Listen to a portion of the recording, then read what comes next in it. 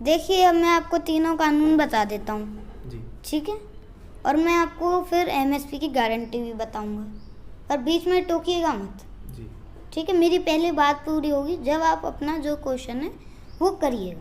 बस 2024 तक रुको, ये अगर कानून वापस नहीं करेंगे 2024 तक तो नहीं तो गद्दी वापस करेंगे ये। मांग क्या है आपकी? हमारी जो मांग है वो सबसे पहली मांग है, ये जो 3 काले कानून हैं इनको वापस लिया जाए और एमएसपी की गारंटी दी जाए। जो आप कह रहे हो कि 3 काले कानून हैं, आप उनको कैसे एक्सप्लेन कर सकते हो कि वो उनको आप वापस करना चाहते हो और एमएसपी के ऊपर आप गारंटी चाहते हो? देखिए, अब मैं आपको तीनों कानून बता देता हूँ, जी। ठीक है? और मैं आपको फिर एमएसपी की गारंटी भी बताऊंगा, पर बीच में टोकिएगा मत, जी। ठीक है? मेरी पहले बात पूरी होगी जब आप अपना जो क्वेश्चन है वो करिएगा।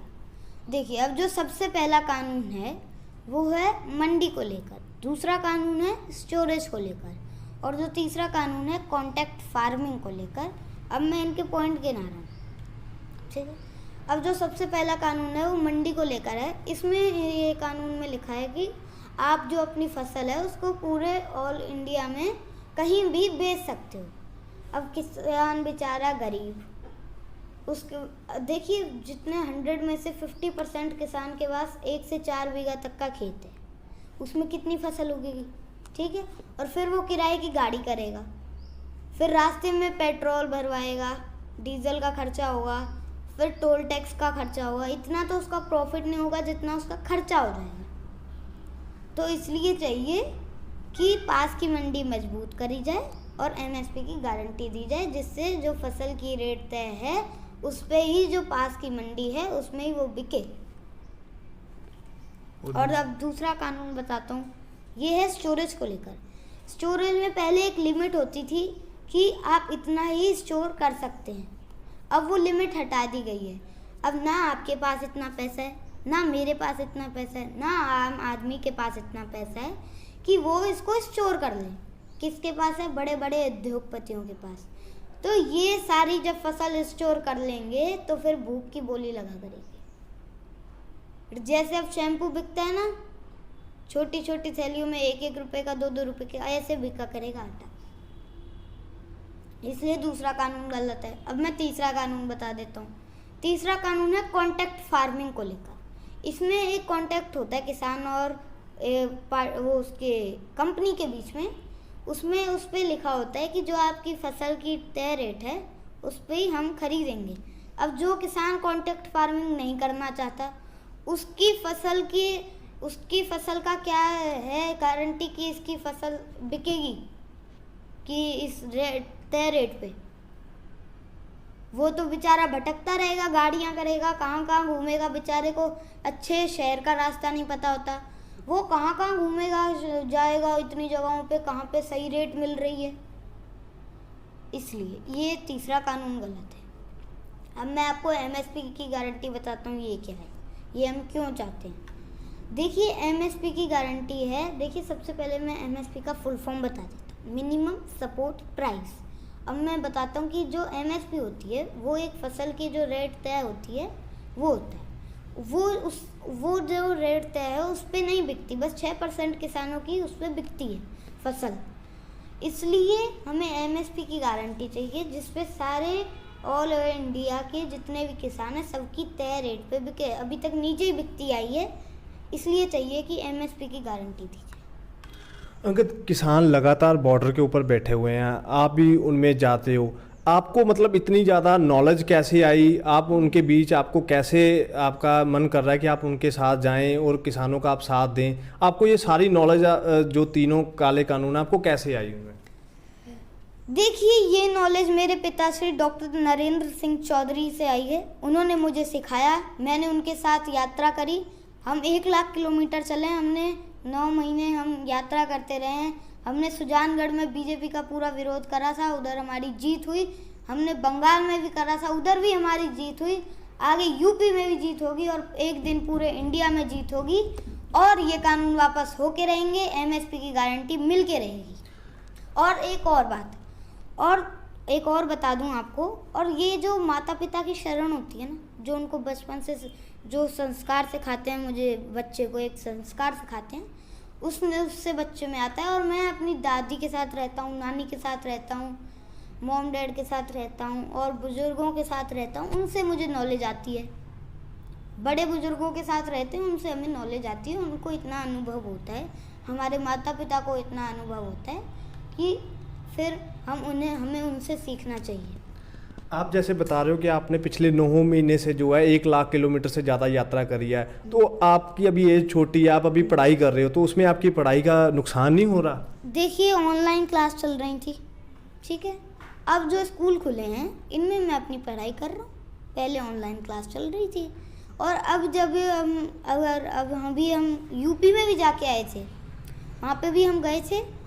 वहाँ पे फिर जब हम वहाँ पे थे तो वहाँ पे न्यूज़ आई कि स्कूल खुल चुके हैं पंजाब में, तो हम वहाँ पे आ गए हैं और अब मैं यहाँ पे पढ़ाई करूँगा और संडे को या जिस भी दिन छुट्टी होगी उस दिन मैं जाऊँगा, वहाँ पे किसानों के साथ रहूँगा।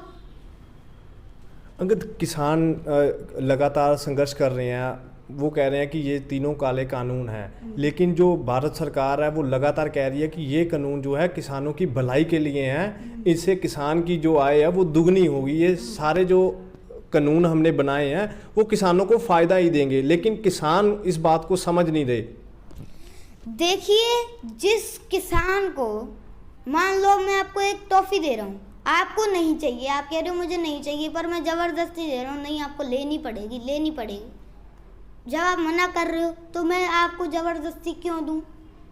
जब किसान को नहीं चाहिए तो क्यों दे रहे हो आप ज़बरदस्ती? ले लीजिए वापस, हम नहीं कह रहे कि हमेशा के लिए वापस ले लीजिए। मोदी जी, आप वो हैं, इतने अच्छे आपने काम करे हैं, हम नहीं कहते कि इनको हमेशा के लिए वापस लीजिए। हम कहते हैं ओके, ले लीजिए, एक बार किसानों से बात कीजिए, किसानों की सहमति लीजिए, जब जाके ये कानून आप लागू करें।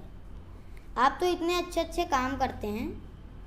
और हाँ, एक और बात, और हमें किसान के जो बेटे हैं ना, हमें संस्कार दिए गए हैं कि जो दुश्मन है उसको भी जी लगा के बोलना है। अगर हम ये बच्चे जो हैं और बड़े भी अगर एक बिस्किट को पार्ले जी लगा के कह सकते हैं, तो हम अपने दुश्मन को भी ऐसे नहीं कहेंगे मोदी जी। आपको मैं ये बता दूं, और कई अंधभक्त हैं जो ऐसे बोलेंगे, उनके लिए ये है, ठीक है।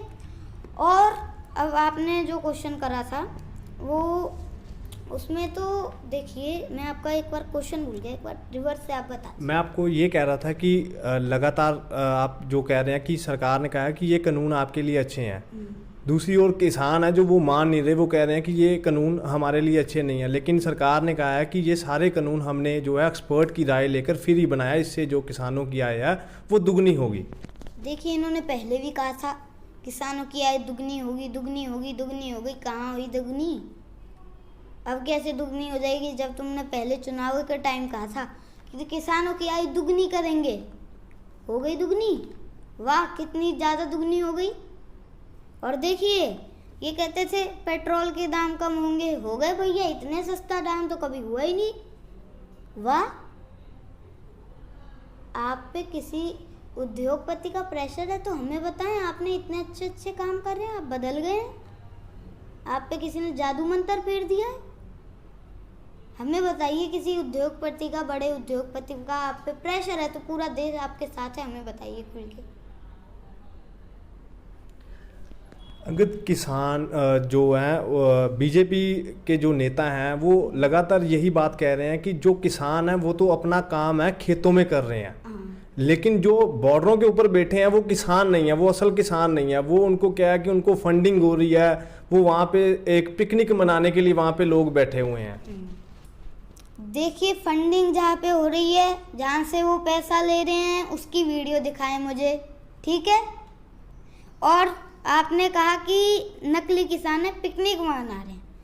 देखिए, अगर पिकनिक मनाने आते हैं ना, मान लो आपको एक एग्जांपल देता हूँ मैं, कि कोई पिकनिक मनाने जा रही है, कोई ग्रुप जा रहा है पूरा, और उधर एक बंदा मर जाता है, भगवान ना करे कोई पिकनिक पे जाए और कोई मर जाए, भगवान ना करे, मान लो कि ऐसा हो जाए, तो फिर वो वहाँ पे पिकनिक मनाएंगे? भाग जाएंगे ना वापस कि उनको भी कुछ ना हो जाए, चलो चलो यहाँ से, हो जाएगा ऐसे। तो अगर ये पिकनिक मना रहे होते तो ये जो 500 किसान जो शहीद हुए हैं, ये अगर एक भी हो जाता तो ये भाग जाते। और धिक्कार है ऐसी सरकार पे जो 500 किसान जो शहीद हो गए हैं उनके ऊपर इन्होंने 2 मिनट का मौन नहीं रखा। भगवान ना करे कोई नेता मर जाए और उसके लिए मौन रखा जाता है संसद में। ये 500 किसानों के लिए क्यों नहीं रखा गया है? ये भी देश के नागरिक थे। मोदी जी, मैं आपको एक बात बता दूं, महाराजा सूरजमल का वंशज हूं मैं। उन्होंने 80 युद्ध लड़े थे, 80 के 80 जीते थे। भरतपुर का लोहागढ़ किला है ना जो, उसमें हम दिल्ली से गेट उखाड़ के ले आए थे, आज तक लगे हुए हैं, वहां पे रखे हुए हैं, ठीक है ना। और अंग्रेजों ने 13 बार हमला करा था और 13 बार हार के गए थे भरतपुर से। पहले ऐसे वो राजा थे जो किसान थे, वो पहले किसान से राजा बने। तो आपको बता दूं, अब लगता है कि हमें अब सरकार के भी गेट उखाड़ के ले जाने पड़ेंगे। अंकित, आपको लगता है कि इतना लंबा जो है संघर्ष हो चुका हुआ है लेकिन जीत अभी तक दिखाई नहीं दे रही किसानों को? किसान अपनी जगह पे वही है कि खेती मंत्री लगातार यही बयान दे रहे हैं कि हम बातचीत करने के लिए तैयार हैं, लेकिन किसान है जो अपनी एक बात के ऊपर ही जो अड़े हुए हैं। आपको लगता है कि किसान जो है किसानों की बात मान लेगी? सबसे पहला तो आपने जो बोला कि बहुत लंबा चल रहा है, अभी तक कुछ हल नहीं निकला। तो देखिए, आज़ादी की लड़ाई भी 90 साल चली थी और हमारा भी ज़्यादा दिन का नहीं है, बस 2024 तक रुको। ये अगर कानून वापस नहीं करेंगे 2024 तक तो, नहीं तो गद्दी वापस करेंगे ये, ठीक है। और आपने पूछा कि ये बुला रहे हैं पर हम जा नहीं रहे। देखिए, सबसे पहले तो सरकार जो है उसको प्रोफेशनली काम नहीं करना आता क्या? प्रोफेशनली काम होता है कि एक लेटर भेजा जाए कि ये आ जाओ, हम वार्ता के लिए तैयार हैं, नीचे साइन हो, और हमें जगह बताई जाए कहाँ पे आना है और टाइम बताया जाए, ठीक है। सांसद में मानसून सेशन चल रहा है और किसानों ने अपनी ही सांसद लगा ली, ऐसा क्यों? देखिए, अगर इनकी संसद में सही नहीं बोला जाएगा, सच की आवाज़ नहीं उठाई जाएगी, तो हम अपनी संसद में उठाएंगे। अगर ये जो इन्होंने नारे लगाए थे कांग्रेस वालों ने, मैं ये नहीं कहता कांग्रेस को वोट दो या किसी को भी वोट दे दो, मैं कांग्रेस का सपोर्ट नहीं कर रहा, मैं इतना कह रहा हूँ जो पार्टी ने किसानों की बात उठाई, वेरी गुड, आपने किसानों के लिए संसद में नारे लगाए, थैंक यू। पर कई देशवासी कहेंगे कि ये तो कांग्रेस का सपोर्ट कर रहे हैं, ऐसा नहीं है। जो सच की बात करेगा वही देश पे राज करेगा, जो किसान की बात करेगा वो देश पे राज करेगा, सच को सच कहेगा और झूठ को झूठ कहना है। ऐसे नहीं चलेगा, जो सच को झूठ कहेगा और झूठ को सही कहेगा उसका राज नहीं चलने वाला देश पे, बिल्कुल नहीं।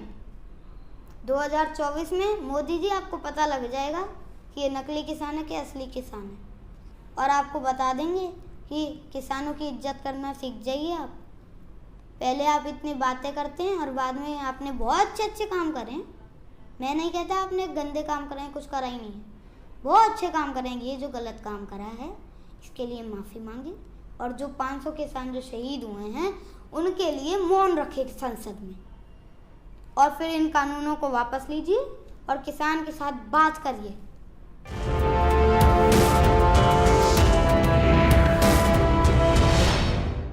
भाई बहनों, अरे मोदी जी जरा शांति से बोले, नाटक का नर्स फट रहा है। शाहरुख खान जी, काजल तुम मुझे छोड़ के मत जाना, कुत्ते को चोट लग जाता है तो ऐसे बोलता है।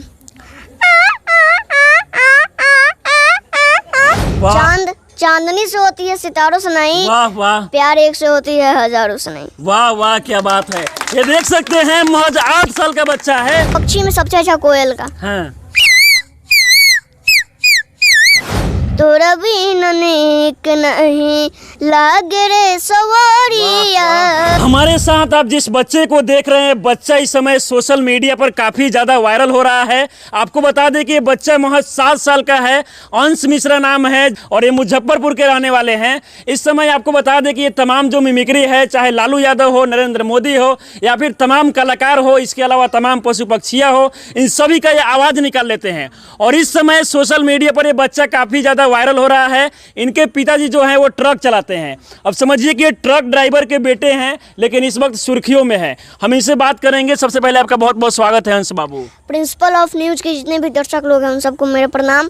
और मेरा नाम अंश मिश्रा हुआ। मेरा चैनल यूट्यूब पे AUM भोजपुरी एंटरटेनमेंट को आप लोग जरूर सब्सक्राइब करें और शेयर करें। हम भी चाहेंगे आप लोग से कि जरूर इनका चैनल को सब्सक्राइब करें। अच्छा, ये बताइए कि कौन कौन से कलाकार के, कौन कौन से नेता के, कौन कौन से पशु पक्षियों की आवाज़ निकालते हैं? हम एक एक करके बोलकर हम आवाज निकालेंगे। हाँ, निकालिए तो थोड़ा। लालू यादव जी। हाँ। बाग बुड़क काम चढ़ा बोबो रग लागल झुरनिया में ढका बलम कोलकाता चढ़ भाई बहनों अरे मोदी जी जरा शांति से बोले नाटक का नट्स फट रहेगा। वाह। और हाँ। बोलते हैं हमको स्मार्ट सिटी नहीं, हमको स्मार्ट गांव चाहिए। बाग बुड़क। वाह वाह। और नाना पाटेकर जी। अच्छा है अरे नहीं ला कंट्रोल अच्छा है। एक मच्छर को जमाने देता है तो तू क्या चीज है बे? अखिलेश यादव जी। आइयो, मैंने कहा आपको यूपी में कहीं भी विकास दिखना हो हमारे लखनऊ में आइए, वहाँ पे भी विकास नहीं दिखता। क्या बात है। तो अपने बेटी का नाम विकास रखिए। ताली बजाइए आप लोग। क्या बात है। देखने में छोटा नगर घाव करत गंभीर। इतना छोटा है भाई, कैसे ये सब कर लिए हैं?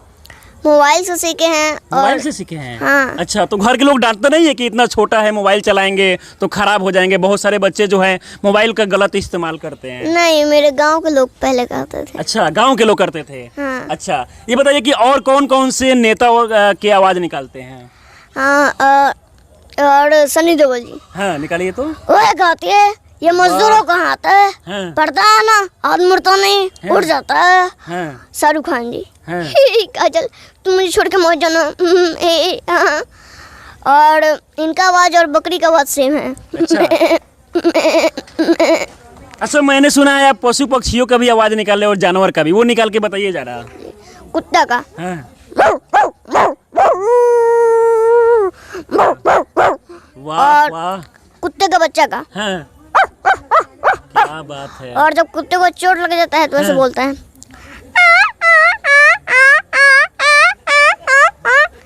और भेड़िया का।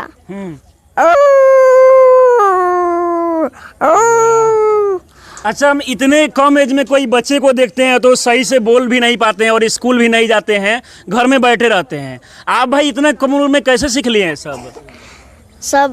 सरस्वती माता दिए हैं। सरस्वती माता दिए हैं। अच्छा, आपको पता है आपके पिताजी क्या करते हैं? जी, ट्रक चालक है। ट्रक चलाते हैं और ट्रक चलाकर आपको ये पढ़ाए हैं? जी। हाँ। अच्छा, ये बताइए पढ़ाई वगैरह करते हैं कि सिर्फ यही सब करते हैं दिन भर?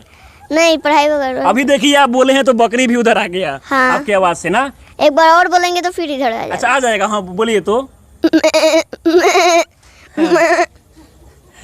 ये देख सकते हैं कि अपने आवाज से बकरी को बुला दे रहे हैं। और समझिए कि महज 7 से 8 साल का है, लेकिन इसके तारीफ इनका करना होगा कि इतना कम एज में इतना चीज़ कंप्लीट कर चुके हैं। अच्छा, ये बताइए और कौन कौन से कलाकार का आवाज़ निकालते हैं? और रवि किशन जी। अच्छा। हाँ। बाबू जिंदगी छन बाबू फिर भी घमन बा। और पक्षी में सबसे अच्छा कोयल का। हाँ।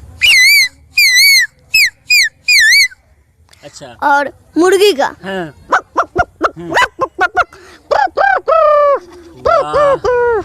अच्छा, अंश बाबू, ये बताइए कि ये सब मोबाइल से ही सीखे हुए हैं? जी। हाँ, आगे क्या बनना चाहते हैं आप?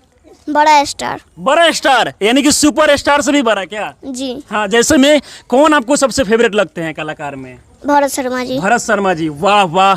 ये देखिए इतना छोटा बच्चा है, समझ रहा है कि अभी के समय में तमाम जो अश्लील कलाकार है उनको ये अपना फेवरेट नहीं मानते हैं ना, क्योंकि भरत शर्मा जी अच्छा गाना गाते हैं इसलिए ना। जी। अच्छा, एक अंत में चाहेंगे कि गाना गुनगुना दीजिए आप, एक जो सबसे पसंदीदा होगा।